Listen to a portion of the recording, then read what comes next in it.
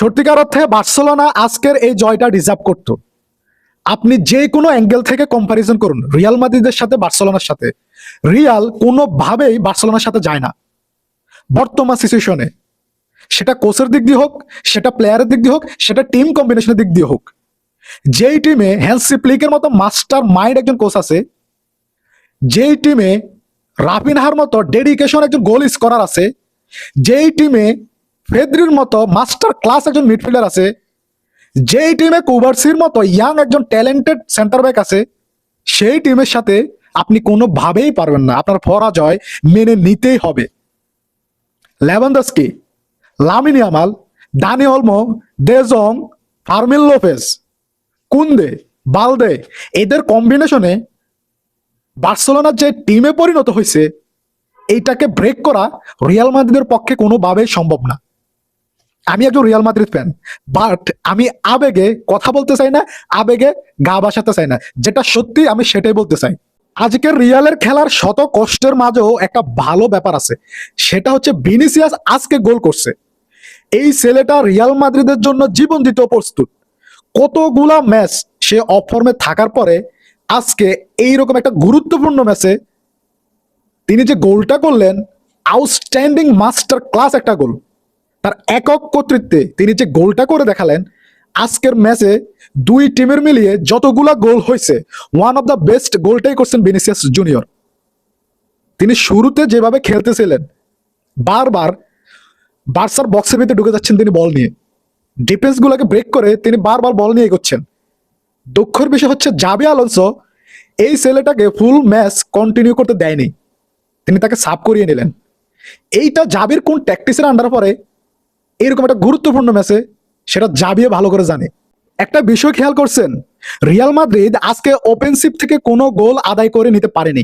একটা গোল করছে ভিনিসিয়াস, সেটা তার একক কর্তৃত্বের একটা গোল। তিনি 4-5 জন প্লেয়ারকে কাটিয়ে তিনি একাই গোল করছেন। আর একটা গোল করছে গঞ্জালো গার্সিয়া, যেটা আসছে কর্নার কিক থেকে, সেটা আমরা সবাই দেখলাম। এই যে আমরা অফেন্সিভ থেকে কোনো গোল করতে পারি নাই, এটার কারণটা কি আপনারা খুঁজে দেখছেন? এইটার একমাত্র কারণে হচ্ছে আমাদের মিডফিল্ডার। আমাদের পেদ্রির মতো মিডফিল্ডার নাই, দানি অলমোর মতো মিডফিল্ডার নাই, দে জং এর মতো মিডফিল্ডার নাই, যে আমরা মিডফিল্ডার কন্ট্রোল করে খেলবো, আমরা আমাদের ফরওয়ার্ডকে পাস করব, এইরকম মিডফিল্ডার আমাদের নাই। আমাদের আছে কারা? আমাদের আছে আর্দা গুলার, আমাদের আছে বালবার্দে। যেখানে আমরা আর্দা গুলারকে নামাইলাম সাবস্টিটিউট হিসেবে, আর বালবার্দেকে খেলাইলাম একজন ফুল ব্যাক হিসেবে। কারণটা কি? কারণ হচ্ছে আমাদের আলেকজান্ডার আর্নল্ড ইনজুরি, তার জায়গায় রাইট ব্যাক পজিশনে আমরা খেলাইলাম বালবার্দেকে। সো যেখানে আমাদের বালবার্দে হচ্ছে সবচেয়ে টপ ক্লাস একজন মিডফিল্ডার, তাকেই আমরা খেলাইতেছি ডিফেন্সে। সো কিভাবে আমরা মিডফিল্ডার কন্ট্রোল করব? আমরা নামাইলাম কাকে? কামাবিঙ্গাকে। আমরা নামাইলাম কাকে? সুয়ামেনিকে। দুইজনেই সেম স্টাইলের মিডফিল্ডার, দুইজনেই ডিফেন্সিভ মিডফিল্ডার। তাদের সাথে খেলাইলো কারা? বেলিংহাম মিডফিল্ডার হিসেবে। প্রফেশনালি বেলিংহাম একজন অ্যাটাকিং মিডফিল্ডার। বেলিংহাম বলেন, সোয়ামেনি বলেন, কামাবিঙ্গা বলেন, তারা মিডফিল্ডে কেউই বল হোল্ড করে ধরে রাখতে পারে না, বল কন্ট্রোল করতে পারে না, কারণ তারা ওই মানের না। আমাদের যখন লুকা মদ্রিচ ছিল, আমাদের যখন টনি ক্রুস ছিল, দুঃখের বিষয় হচ্ছে এই দুইজন যাওয়ার পরে এই দুইজনের রিপ্লেসমেন্ট হিসেবে আমরা রিয়াল মাদ্রিদে কাউকে আনতে পারিনি, যেটার মাসুল আমাদেরকে এখন দিতে হচ্ছে। মাঝ মাঠে বল কন্ট্রোল না থাকার কারণে আমরা আমাদের ফরওয়ার্ডকে ঠিকঠাক ভাবে পাস দিতে পারতেছি না। ভিনিসিয়াস, গঞ্জালো গার্সিয়া এবং রদ্রিগো, আমাদের তিনজন ফরওয়ার্ড লাইনের প্লেয়ার, তারা বল সাপ্লাই ঠিকঠাক ভাবে পাচ্ছে না। তারা যদি সঠিকভাবে বল সাপ্লাই পায় তাহলে তারা গোল করতে পারবে। যদি বলে সাপ্লাই না পায় তাহলে তারা গোলটা করবে কিভাবে? উল্টো রদ্রিগো মাঝ মাঠে এসে খেলাচ্ছেন। কারণটা কি? মাঝ মাঠে আমরা বারবার বল লুজ করতেছি, এই জন্য রদ্রিগো মিডফিল্ডারদের সাথে এসে সহযোগিতা করতেছে। সো তাহলে গোলটা করবে কে? যদি রদ্রিগো নিচে নেমেই খেলে তাহলে গোলটা করবে কে? জাবি আলোনসোর কাছে আমার কিছু প্রশ্নগুলো হচ্ছে এমন, ভিনিসিয়াস জুনিয়র আজকে খুবই ভালো খেলতেছিল, তিনি যথেষ্ট আক্রমণাত্মক ফুটবল খেলতেছিল একেবারে শুরু থেকেই, তিনি দুর্দান্ত একটা গোলও করছেন।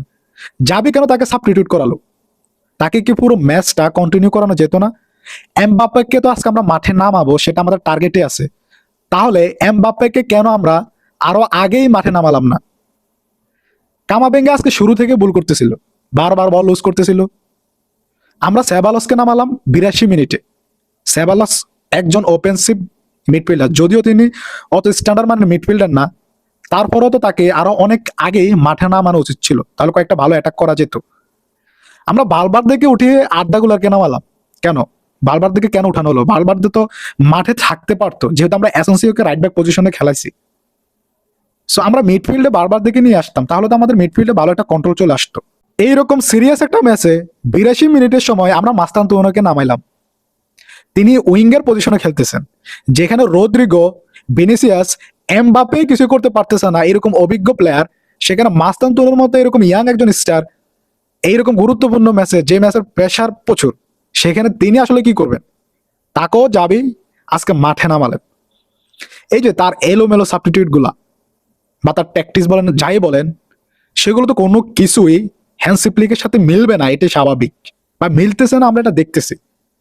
দিন শেষে একটা ব্যাপার কি, আমি আসলে জাবিকেও দোষ দিতে চাই না, কারণ রিয়াল মাদ্রিদে যেসব প্লেয়ার আছে তাই দিয়েই তো জাবি খেলাবেন, যেখানে রুদিগার, এদার মেলাতো, আলেকজান্ডার আলনো তারা ইনজুরি, এমবাপ্পো শতভাগ সুস্থ না, তিনিও মাত্র ইনজুরি থেকে আসলেন। এত সমস্যা নিয়েই যাবি, তারপরও খেলালেন। একটা বিষয় হচ্ছে, খেলা যে খুব খারাপ হয়েছে সেটাও বলতে পারবো না, 3-2 একটা স্কোর, বাট এটার ভিতরেও আমাদের আসলে কোনো তৃপ্তি নেই। তৃপ্তির মতো আমরা কিছুই দেখতেছি না, শুধু সংকট ছাড়া আর কোনো কিছু আমার চোখে পড়তেছে না। আশা করি এই সংকট গুলাই রিয়াল মাদ্রিদ খুব তাড়াতাড়ি কাটিয়ে উঠবেন। আমাদের মিডফিল্ডার প্রয়োজন। আশা করি রিয়াল মাদ্রিদ এই ব্যাপারটার দিকে বেশি মনোযোগী হবেন এবং জাবি আলোনসো